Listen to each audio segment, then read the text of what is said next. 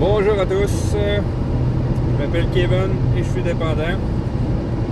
Bon, je vais faire un petit partage, ça fait un bout, là, ça a tellement bougé dans ma vie. Là, présentement, je suis rendu à... Où est-ce que je suis rendu? Je suis dans Montréal, je suis dépassé Trois-Rivières, je suis arrivé au Canada, j'ai parti de Montréal à matin, je m'en vais à Matane. Je devais rester une couple de jours à Montréal, puis peut-être 1 ou 2 jours à Québec pour voir des amis, mais là je suis comme fatigué de mon voyage, ça fait presque 3 mois que je suis parti. Je m'ennuie de mes enfants s'ennuient de moi, je m'ennuie de ma mère, ma famille, mes amis aussi s'ennuient de moi, ma famille, ma mère. Fait que voilà. Là je suis en conduisant, j'ai du temps à tuer, je sais que c'est peut-être pas la meilleure manœuvre. Je checkerai pas le téléphone, moi je checker en avant. Ouais, c'est ça. Fait que, on va faire un petit partage parce que là, j'ai décollé une chaîne.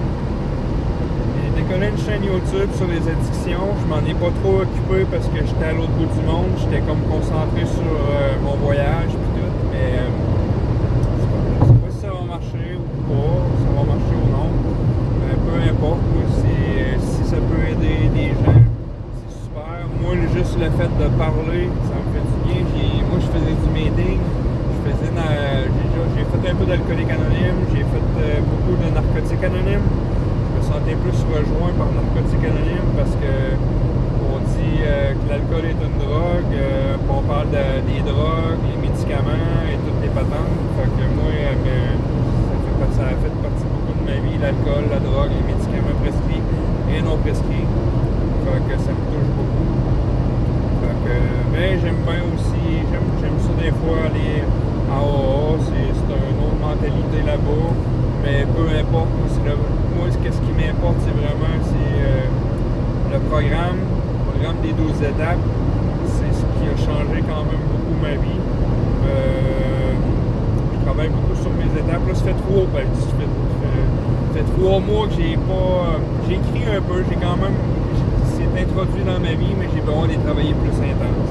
Avant de partir de voyage, j'avais fait un groupe privé pour les 12 étapes, le travail des 12 étapes. On faisait une fois par semaine, une étape une fois par semaine. La 4e étape, on l'a fait à mon chalet on était quelques personnes.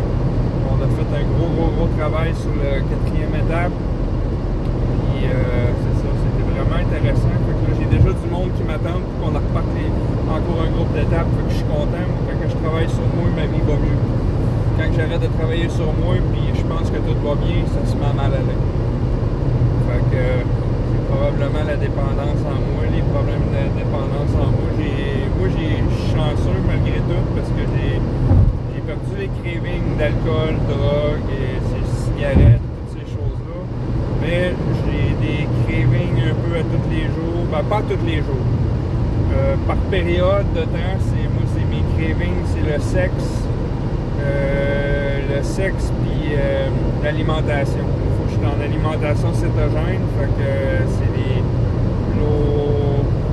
high fat, low carb, c'est essayer de pas de sucre. Fait que le sucre c'est une grosse drogue. Fait que pour moi, quand comme là, je viens d'apprendre de voyage, j'ai pas fait attention. Fait que je sais que je vais retomber en sevrage. Je sais que ça va être une semaine rough. Une semaine très rough. Mais après ça, un coup que je stabilise là-dedans, ma vie va tellement mieux. Puis j'ai des problèmes de santé qui sont dus probablement à mon ancienne vie. L'estomac, toutes ces affaires-là. Fait que la digestion. Fait que quand je suis en alimentation cétogène, tout est plus facile. La digestion est plus facile.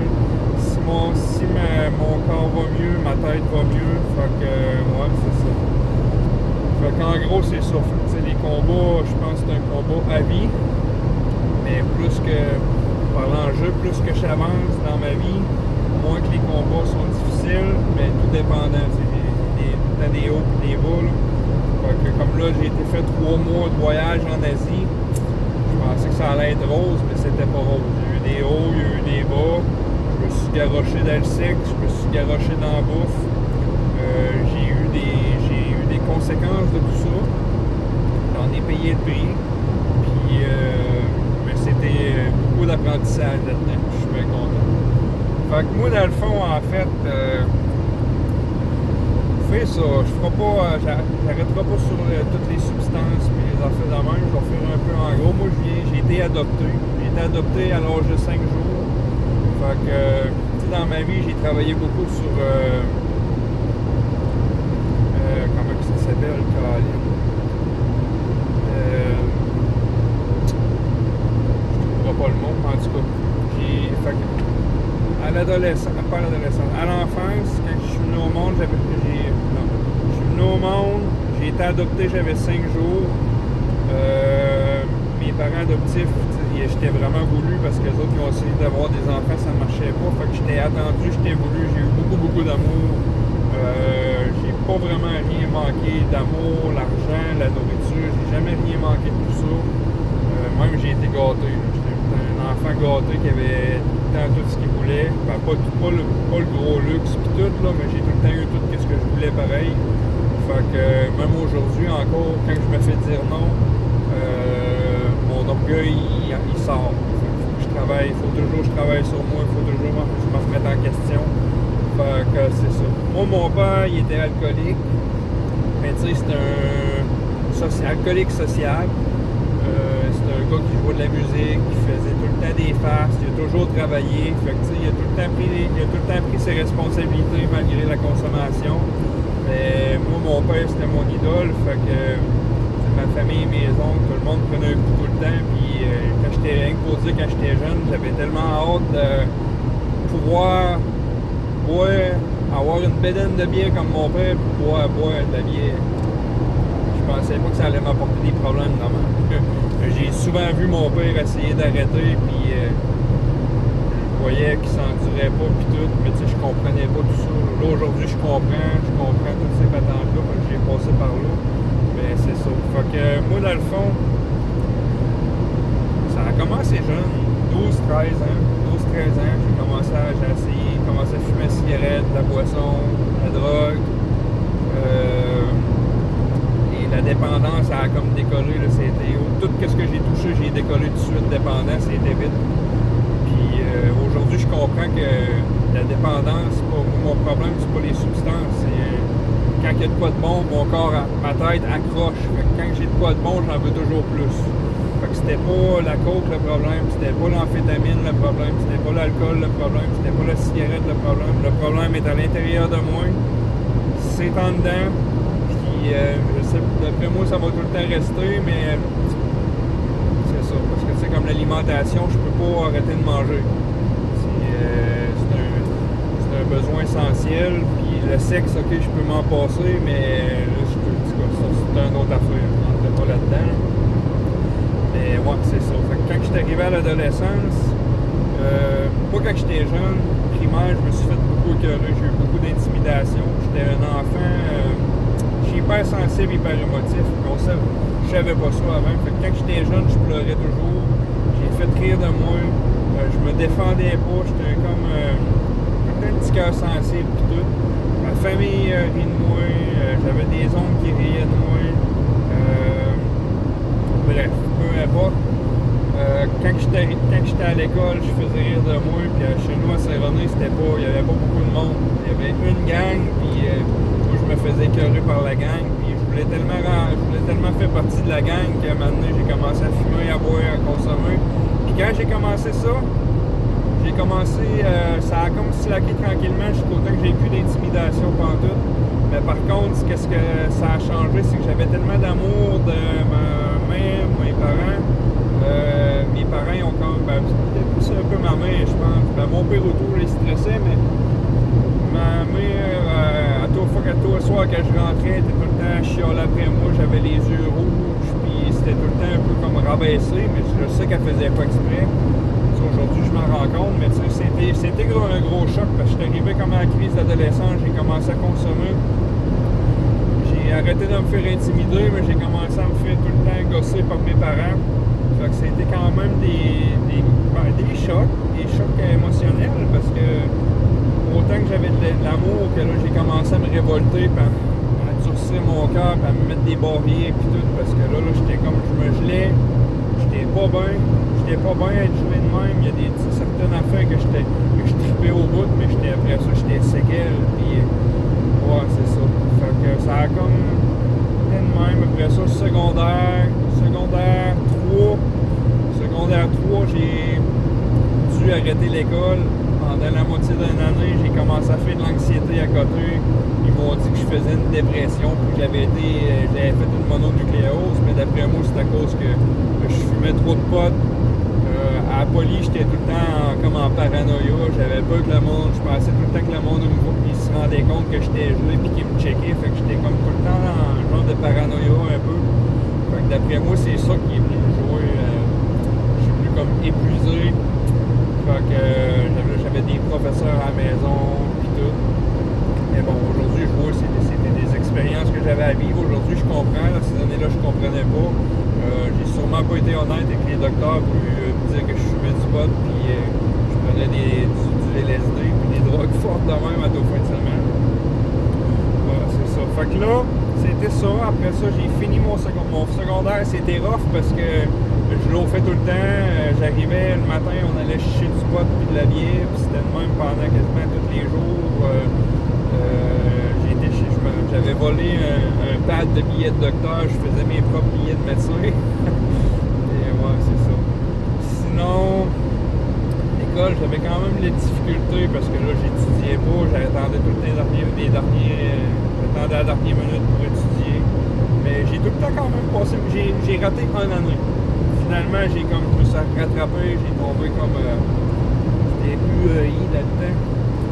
Comme tu travaillais à ton rythme, fait qu'à un moment donné, j'ai refait 2 années en une. C'est ça. Fait que là, quand j'ai fini l'école, j'ai été faire un DEP à Rivière-du-Loup. J'ai été chanceux d'avoir des bons parents parce que mes parents m'ont tout le temps, ils m'ont aidé à payer toutes mes affaires malgré que je travaillais, je foirais mon argent, j'empruntais à mes parents. Je scrapais mes chars, mes parents m'ont racheté un char, j'étais plus que gâté là-dessus. Mais j'ai été chanceux parce qu'ils m'ont jamais laissé tomber, puis je serais pas rendu aujourd'hui où je suis là si mes parents m'auraient pas aidé de même. Fait que quand je suis arrivé au DEP, là c'était le début de la galère. La galère était déjà pas mal, mais là j'étais comme, je restais pas chez nous, c'était la première fois que je m'en allais en appartement. Je restais en chambre, en maison de chambre. Là je me la pétais. Là. J'ai été chanceux parce qu'il y avait du monde qui allait à l'école avec moi, des étudiants. Les autres, ils foiraient pas, ils faisaient tout pour étudier, ils passaient pas. Moi, j'étudiais pas, je allais à mes classes, j'étais magané, fripé de la brosse tout le temps. Puis j'ai tout passé mes affaires. Je me rappelle, dans ces années-là, j'ai commencé, j'avais tout le temps des crampes dans le ventre, puis j'avais mal. Probablement à cause que avec les speeds puis tout, puis je dormais pas. J'ai été souvent voir le médecin, j'allais à l'hôpital voir le docteur. Les docteurs, je les fait dire souvent d'arrêter parce que j'allais pas me rendre à 25 ans. Mais c'est bien, moi j'arrêtais pas. Quand j'ai eu 25 ans, puis je disais qu'il disait que j'allais mourir avant de me rendre à 25 ans. Fait que quand je suis arrivé à 25 ans, j'étais comme mort de rire. Ben, je disais, je suis pas mort, puis je foirais encore, fait que je foirais encore plus. Mais ouais. En tout cas, c'est des petites anecdotes. Sinon, après mon cours, j'ai été à Québec. Quand j'ai été à Québec, c'était rough pareil. Au début, quand je suis arrivé, j'avais arrêté de faire des drogues dures. Je compensais par d'autres, la boisson et les affaires de même. Je me rappelle au début, quand je suis arrivé, j'avais pas tout arrêté. J'avais juste l'alcool et le pot. Que j'ai gardé. J'ai été 5 mois de même, puis après ça, j'ai retombé. Puis là c'était quand même assez rough. Là, je travaillais, je faisais dur, je dormais pas toujours. Je ne rentrerai pas dans les détails là, pour dire que je suis pas meilleur qu'un autre, j'ai pas fait bien. Je sais qu'il y a du monde qui ont eu des affaires assez rough aussi. Mais en tout cas, c'était quand même. Je me l'ai donné quand même assez difficile. J'étais à Québec, j'étais loin de ma famille. Puis tu sais, je me rends compte aujourd'hui, c'était tout le temps, il y avait beaucoup d'affaires de dépendance affective, de vide émotionnel, vide à l'intérieur. Puis j'étais pas entouré de bon monde. Fait que tout ce que je faisais, ben je m'engourdissais. Puis c'est ça. Mais par contre, ce qui était bon, c'est que j'ai toujours travaillé, j'ai toujours continué, j'ai toujours avancé. Fait que je remercie le bon Dieu, mes anges, de m'avoir tout le temps guidé de ce côté-là, d'avoir quand même tout le temps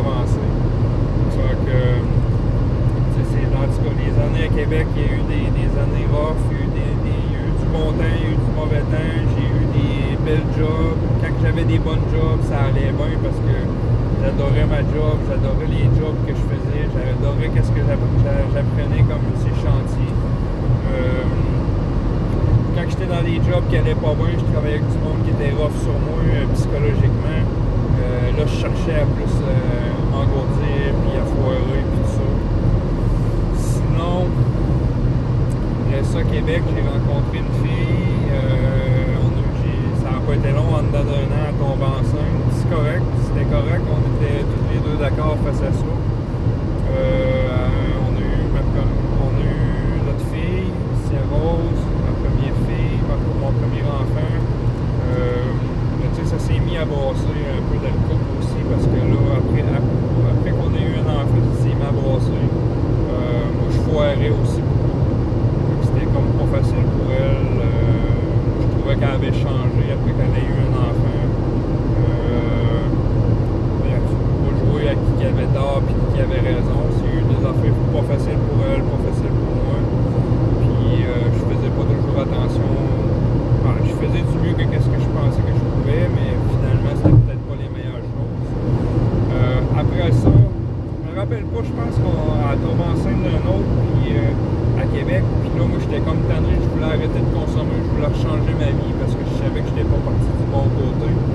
Fait qu'on a décidé de repartir à Matane. Fait qu'on a acheté une maison à Saint-René-de-Matane, d'où je viens, d'où j'ai grandi, en pensant être capable de changer ma vie, d'améliorer ma vie. Ça a fait son temps, mais finalement, je suis retourné avec tout le monde que j'ai grandi, le monde de consommation.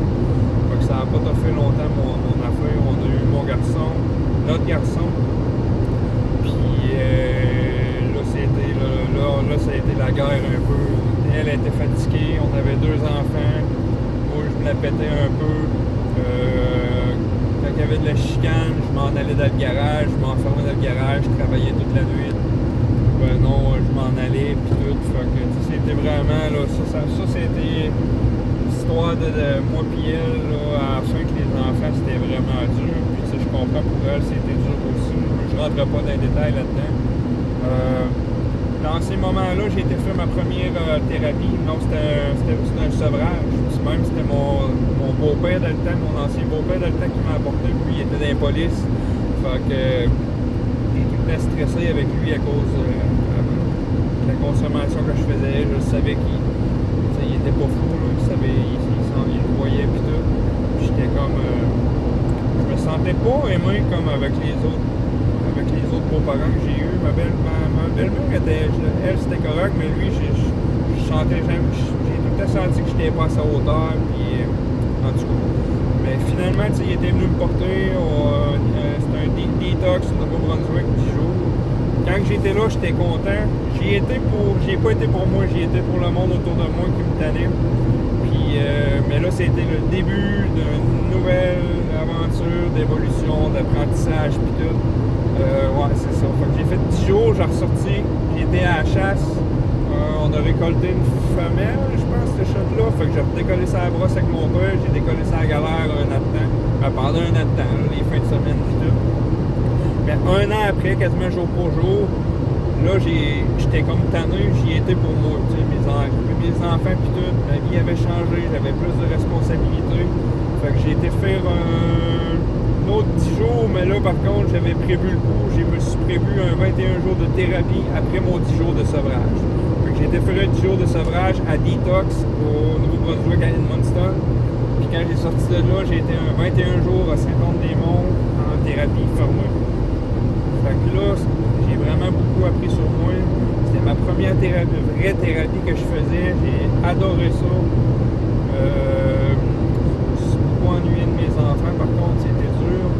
Mais là, quand j'ai sorti de là, j'ai voulu rencontrer mon vrai père, je l'avais jamais connu. Ma vraie mère, je l'ai tout le temps connue, je veux rien savoir de elle. Ma vraie mère, je la connaissais. Mon vrai père, je le connaissais pas. J'ai voulu le connaître. Fait que quand j'ai sorti de thérapie, j'allais le rencontrer à Sherbrooke. J'étais arrivé chez eux. Ça faisait pas longtemps que j'étais sorti de thérapie. En arrivant chez eux, on a été au danseur, j'ai rechuté. Fait que là, j'ai commencé à... Tu sais, je rechutais, mais là, j'étais plus en consommation contrôlée. J'ai réussi à m'abstenir, mais quand je m'échappais, je m'échappais. J'ai fait ça pendant quand même longtemps, quelques années, 2011,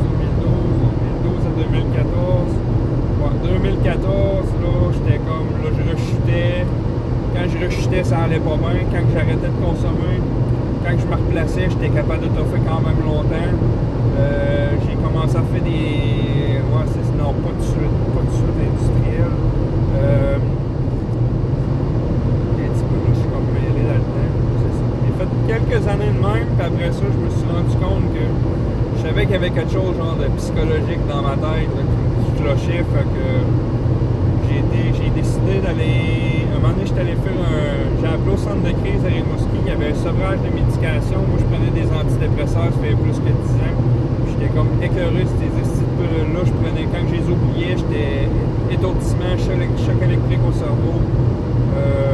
Moi, dans ma tête à moi, j'avais pas besoin de ces pilules-là. Fait que j'ai appelé au centre de crise. Ils m'ont dit, ben oui, viens-t'en. Fait que j'étais allé là. J'ai passé une semaine là. Le lendemain, j'ai rencontré un psychiatre. Ça fait des années, pas des années, ça fait longtemps que j'étais en attente pour un psychiatre. Fait que là, j'étais là le lendemain à l'urgence. J'ai vu un psychiatre qui m'a parlé du centre de jour à Rimouski. Je pense que c'est fermé à cette heure, mais c'est une psychothérapie sur 8 semaines. Fait que elle a dit, tu veux-tu? J'ai dit oui tout de suite. J'étais tellement content. J'ai dans le trac. Ouais, c'est ça. Fait que là, j'étais content. J'ai comme sevré les antidépresseurs. J'ai tout changé la médication. J'ai eu de la médication pour le TDAH, qui m'ont diagnostiqué TDAH. Ça a vraiment comme changé une partie de ma vie. Ça a bien été. Ça a fait du bien. Après ça, quand j'ai sorti, j'étais craqué pour partir m'en aller travailler en Alberta. À toutes les fois que je faisais comme je fais un gros travail sur moi, ben j'allais encore plus haut. Fait que là, j'étais allé en Alberta. Après, je parlais pas anglais. J'ai appris l'anglais. C'était dur quand j'étais arrivé là-bas. Là, j'étais comme j'aurais tombé en dépression. J'aime ça me donner des gros défis. Fait que j'aimais ça là-bas parce qu'il y avait tout le temps des tests de drogue et d'alcool. Fait que quand j'étais là-bas, il n'y avait pas de consommation, ça allait bien. Quand je revenais, je m'échappais un peu des aéroports. Quand je revenais, j'avais les enfants, fait que je m'occupais de mes enfants. C'était plus les attentes des aéroports que je prenais un coup un peu, mais il n'y avait pas vraiment de drogue. Là. Je faisais plus attention. Fait que là, c'était de même pendant un bout. Là, maintenant, là, c'était les travails. Je travaillais beaucoup. Je dormais pas beaucoup. J'étais tout le temps sur le chemin. C'était quand même rough. Là, j'avais changé pour des travails industriels. Puis là, ça faisait depuis 2011, j'avais des douleurs. Fait que j'ai comme travaillé de même jusqu'en 2017. 2017, là, c'était vraiment là, le début de la déchéance parce que là, j'avais des problèmes de douleur. Les docteurs me faisaient pas d'IRM. Je me battais contre les douleurs et ils m'ont diagnostiqué un peu n'importe quoi. Là, du monde qui avait des douleurs chroniques, mais ils me faisaient pas rien.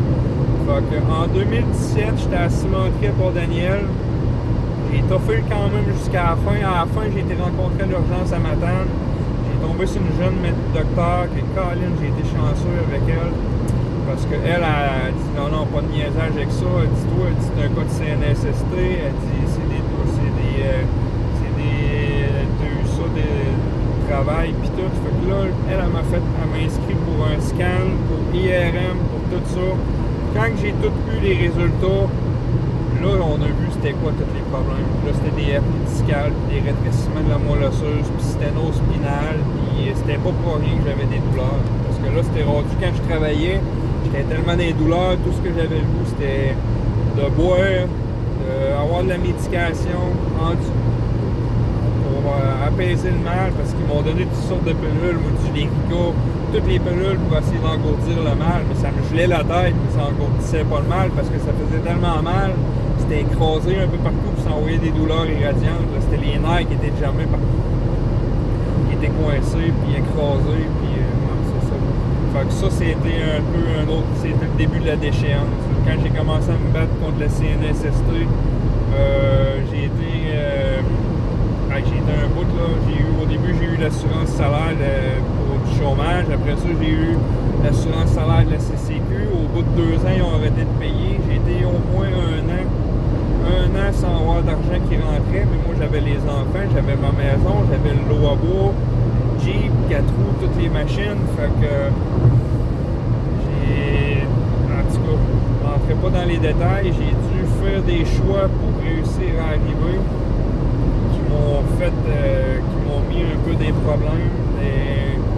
Mais ces problèmes-là aujourd'hui m'ont fait que c'est ça que je m'en suis sorti, parce que j'ai tellement été joué dans des jeux dangereux, pas des jeux dangereux, dans des stress, toutes sortes de patentes là, que ça ne me tente pas de parler de ça ici, parce qu'on est dans le public, là, mais c'est ça. Mais en tout cas, j'ai tellement été les dernières années avant que je gagne ma cause avec la CNSST puis que je fasse ma thérapie. Là, ça marchait plus. À la fin de tout, mon chum, lui, est mort. Ils l'ont retrouvé mort. J'ai décidé de partir en thérapie. Mais ce shot-là, j'ai pris une thérapie privée. Ça m'a coûté 5 000 cuts, je pense, pour 28 jours. Puis ça a changé ma vie. J'ai appris les étapes, parce que les autres, il y avait les étapes. C'était les AA, mais on travaillait les 12 étapes pareil à la maison de thérapie. J'ai des portes qui se sont ouvertes après ça. Je voulais vraiment m'en sortir, je voulais vivre, je voulais pas mourir. Les dernières années de combat avec le CNSST, je voulais mourir. J'étais tanné de la douleur, j'étais tanné de la paperasse. Aujourd'hui, la paperasse me rend dépressif parce que j'ai trop été des papiers avec la CNSST, avec les assurances salaires, avec l'assurance invalidité, le chômage, la maison. J'ouvrais plus ma malle, j'avais pas, puis j'étais tout le temps, j'étais comme en dépression à côté raide. Fait que quand j'ai été à la thérapie, je voulais tellement m'en sortir. Je pensais que ma vie était finie, je pensais que j'avais le cancer, je pensais que ma vie était finie, je pensais que j'avais plus d'avenir. Finalement, toutes les choses se sont retournées. J'ai eu la chance de pouvoir faire du bénévolat. Ça n'a pas toujours été évident, le bénévolat, parce que des fois, je faisais des affaires puis ça allait contre qu'est-ce qu'il fallait que j'écoute mon corps, mes douleurs puis tout, mais les bénévolats que j'ai fait à la maison de thérapie, quasiment 2 ans de bénévolat, ben, pas 2 ans constamment, non, mais c'était une semaine sur 2, il y a eu des moments que j'ai arrêté, d'autres moments que j'ai recommencé. Puis même si j'ai fait du bénévolat à l'Aube-Rivière aussi, j'ai été dans des milieux où il y avait beaucoup de consommation pour être proche du monde qui était malade, que moi j'étais malade, puis que je voulais guérir. Puis c'est de même que j'ai réussi à changer ma vie. J'ai tout changé le monde autour de moi, j'ai tout changé mes affaires, j'ai changé mes centres d'intérêt, j'ai tout changé de A à Z. Les affaires que j'ai aujourd'hui encore, que j'ai des fois qui sont proches de ça, me font faire vivre l'anxiété. Puis quand que je sais qu'il y a des affaires qui rentrent dans la respiration, puis l'anxiété, c'est parce que je sais que c'est quoi qu'il faut que je tasse de ma vie. Je suis pas parfait, je serai jamais parfait. Je sais que mon petit diable, mes démons sont tout le temps là pareil. Des fois, ils essaient de m'envoyer dans un mauvais chemin, mais par contre, j'ai perdu l'envie de consommer parce que l'alcool, la drogue, la cigarette, parce que la minute que je suis proche, je touche à ça, c'est comme mon corps, il a développé une allergie à ça. C'est vraiment une intolérance, une allergie. Puis je remercie le bon Dieu parce que je me voyais pas un jour arrêter, je savais pas comment j'allais faire, puis je pensais jamais que j'allais être capable un jour. Le bon Dieu, probablement, il a vu que j'ai fait beaucoup d'efforts, mais qu'est-ce qu'il a fait? Il m'a viré avec des problèmes de santé pour que mon corps soit allergique. C'est de même que j'ai réussi à arrêter. Aujourd'hui, je me bats un peu contre l'alimentation. Quand que je mange du sucre puis je mange pas alimentation cétogène, mon corps devient malade, je deviens fatigué, mon estomac, le sucre est un gros inflammatoire, puis mon corps devient inflammé parce que j'ai été dur dessus, j'ai pas fait attention. Les docteurs m'ont tellement donné toutes sortes de pilules, des pilules qui me fuckaient l'estomac. J'ai été longtemps à prendre des pilules à me fucker l'estomac. Il y a la consommation, il n'y a pas juste ça non plus. Là. Mais ouais, c'est ça. Ça ressemble pas mal à ça pour ce qui est de mon cheminement. Mais tu sais, moi, depuis la thérapie, qu'est-ce que j'ai fait? J'ai changé de vie, j'ai développé un côté spirituel. Moi, j'entendais le mot Dieu. J'en filais mal. J'aimais pas les religions. J'ai encore un peu de la misère avec ça, mais qu'est-ce que ça m'a fait de développer un côté spirituel? Là, aujourd'hui, j'essaie tout le temps de réélargir mon côté spirituel avec les Autochtones, la spiritualité autochtone, la spiritualité avec la nature. Là, j'arrive d'Asie, j'arrive de Philippines, de Thaïlande. C'était les bouddhistes là-bas, j'ai adoré ça, aller dans les temples bouddhistes, j'y allais quasiment pratiquement tous les jours. Je me suis fait tatouer par des moines bouddhistes. C'est des tatous spirituels dans un temple bouddhiste. J'ai adoré ça. Fait que quand je suis dans ma spiritualité, peu importe la spiritualité que je prends, pour moi, j'aime pas dire religion. J'aime pas la religion, j'aime la spiritualité. J'aime pas les obligations. Mais quand je suis dans la spiritualité, je fais tous les efforts pour que ça aille bien, je demande de l'aide, je confie ma vie aux soins de Dieu, je confie ma vie, je confie mes journées, ça va bien. Quand je me mets à arrêter de prier, arrêter d'écrire, arrêter d'utiliser ou me servir de ma spiritualité, ça va pas bien. On dirait que c'est comme c'est mon côté, c'est mon orgueil, quand je suis dans l'orgueil, mon côté, mon diable, mes démons prennent le dessus. Quand je prends ma spiritualité, c'est mes anges qui sont là. Mais les anges sont plus forts que le démon. Le démon et les diables. Les petits diables. En tout cas, excusez pour faire des références à ça. Moi, c'est en mettant des mots de même, pour moi, c'est plus facile à expliquer. Ouais, c'est ça. Mais quand je tombe dans l'orgueil, puis je tombe dans mes côtés, que c'est les démons puis mon petit diable qui me contrôle, ça va mal. Ça va mal, puis c'est vraiment pas facile, puis on dirait j'oublie tous les bons côtés de moi, puis c'est dangereux quand je m'en vais là-dedans, mais je le sais à cette heure, tu sais, ça arrive que je me retourne là, ça arrive encore assez, peut-être pas régulièrement, mais ça peut arriver souvent, puis quand ça arrive, puis je me laisse aller, des fois, si je me laisse aller trop longtemps, ça peut dégrader assez. Mais à cette heure, je prends des prises de conscience plus rapidement. Quand je m'en vais là-dedans, puis je m'en viens dans l'anxiété, je le sais que dès que je fais de l'anxiété, c'est pas des médicaments que j'ai besoin, c'est de la spiritualité, c'est des efforts, c'est du travail que j'ai à faire, des écritures, gestion de stress, fait des meetings. Là, ça fait 3 mois que j'ai pas fait de meetings, j'ai remplacé les meetings par aller dans les temples bouddhistes, j'ai adoré ça. Mais aller dans les églises, non, je suis pas prêt à aller là, j'ai encore les misères avec ça, puis ça me tente pas de... Je suis pas encore là, ça me tente pas de forcer avec ça, puis j'ai comme trop de mauvais jugements dans ma tête, puis je suis pas prêt encore à régler ces jugements-là. Là, aujourd'hui, je suis capable de faire la différence entre la spiritualité et la religion.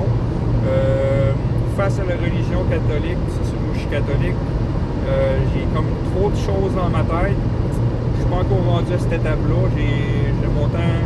C'est comme là, qu'est-ce que j'ai aimé du bouddhisme, c'est que les autres, c'est une philosophie d'essayer de trouver le bonheur. Ben là, je suis comme un peu là-dedans. Là.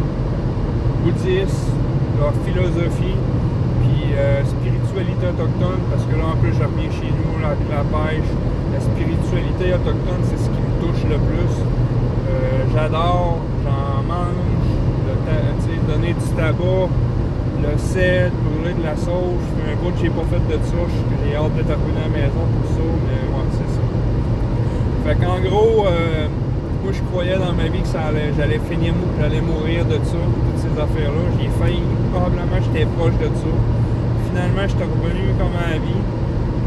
J'ai repris le goût à la vie, ce que j'avais plus pas tout le goût à la vie, j'avais juste envie de mourir parce que j'étais écœuré de battre contre les douleurs, pas être pris en charge, pas être écouté par les docteurs, pas être pris en charge par la CNSST. Les combats sont pas encore tout à fait finis. J'ai encore des affaires, mais tu sais, là, aujourd'hui, je le sais que peu importe qu'est-ce qui va arriver, je sais que ma puissance supérieure, elle va m'envoyer qu'est-ce qu'il faut que j'aille en temps et lieu. Puis la seule affaire que j'ai à faire là-dedans, c'est m'occuper de moi, écouter mon corps, guérir mon enfant intérieur, avoir une spiritualité, m'en servir régulièrement, puis le reste, ben Dieu ou ma puissance supérieure ou de quoi qui est plus fort que moi en haut va m'aider à me guider, mes anges, mon Père, ils vont m'aider à avoir qu'est-ce qui est bon pour moi. Parce que moi, si je veux avoir qu'est-ce qui est bon pour moi, je vais vouloir tout avoir, puis je sais que j'ai pas tout le temps,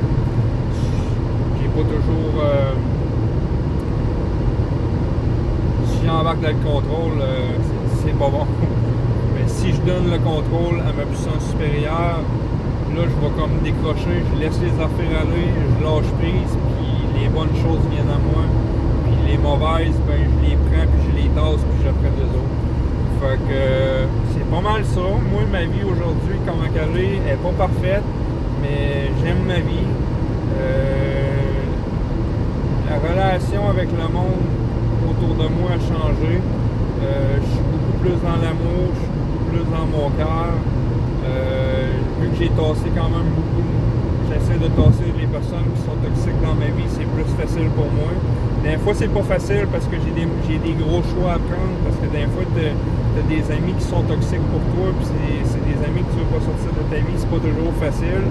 Mais moi, j'ai comme, si je fais pas le choix de faire ça, ben, c'est mon rétablissement qui devient en jeu. Puis ça me tente pas de jouer avec mon rétablissement, ça me tente pas de jouer avec ma vie, ça me tente pas de jouer avec mon humeur.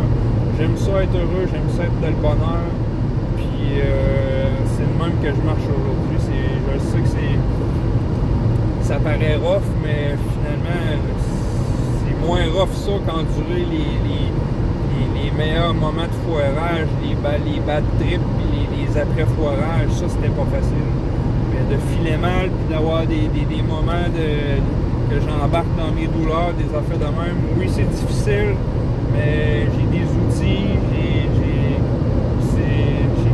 je sais quoi faire. Que si j'ai mal, j'arrête, je m'en vais dans la maison, puis je fais rien, puis je me repose, ou je fais mes exercices, je me repose. Si je suis vraiment dans des douleurs intenses, je vais chercher de l'aide, je vais rencontrer, je vais chercher des physios, des affaires de même. Sinon,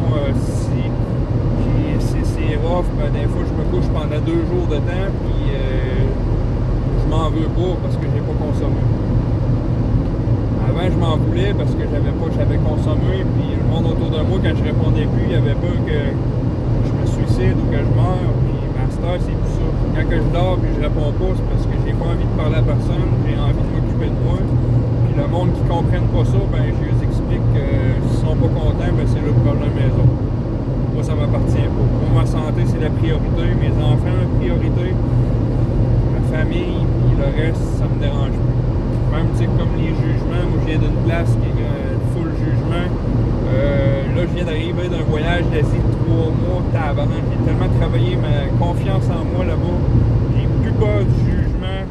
Avant ça, j'aime tout le temps m'habiller en grosse marque, puis tout le temps sentir bon, puis mettre du parfum, puis tout ce qui est des marques qui valent cher. Là, j'ai comme le 3 mois en Asie m'a vraiment fait changer tout ça, prendre confiance en moi. Même avec les filles, j'étais tout le temps dans le stress de performance. J'ai rencontré des filles là-bas, c'est pas comme ici. Ici, c'est comme. Pour moi, je trouve que c'est compliqué. Trop de filles, t'as plus de gars que de filles. Tandis que là-bas, t'as plus de filles que de gars. Fait que j'ai vraiment été travailler ces côtés-là, là-bas aussi. J'ai rencontré plusieurs filles. J'ai eu des relations sérieuses, j'ai eu des relations pas sérieuses, puis j'ai appris à être bien, puis à reprendre confiance en moi côté sexe, faire l'amour, puis tout. Je suis content parce que je pensais que ma vie sexuelle allait mal, mais finalement c'était dans ma tête, ça allait pas bien. C'était encore là des stress, puis des peurs, puis des ci, puis des ça, puis là c'est toute partie ces affaires-là, je suis vraiment content. Même là, je m'habille en local, le linge local de Thaïlande. Puis normalement, je m'habillerais pas de même ici, j'aurais pas de férir de moi. Puis là, je m'en contrefous, je m'habille de même, puis je suis bien, j'adore ce linge-là. Puis le monde qui trouve pas ça beau, puis qui va rire de moi, ben tant mieux s'ils peuvent rire, ça fait du bien rire. Moi, ça me dérange pas. Fait que ça ressemble pas mal à ça. Si vous avez aimé, ben likez, partagez ma chaîne, puis partagez cette vidéo, puis abonnez-vous à ma chaîne. Je vais essayer de faire des petites vidéos au moins une fois par semaine. Si je commence à avoir du monde un peu, puis du monde qui sont intéressés, je pourrais faire des lives aussi. Moi, ça me fait plaisir. Moi, le but, c'est vraiment moi que ça me fait du bien de parler, de pouvoir aider. Puis si je peux aider du monde, ben moi, ça m'aide dans mon rétablissement. C'est vraiment en donnant. Quand je peux donner, je donne pas pour recevoir, mais je le sais que quand je donne, la vie me redonne en 100 fois plus. C'est ça. Là, j'arrive à Québec. Fait que je vais terminer là-dessus. Fait que j'espère que ça vous a plu. Si ça vous a pas plu, ben moi ça m'a plu. Fait que je vous remercie beaucoup d'avoir écouté jusqu'à la fin. Fait que à la prochaine vidéo. Bonne journée, bye bye. Mon nom est Kevin et je suis dépendant. Bye.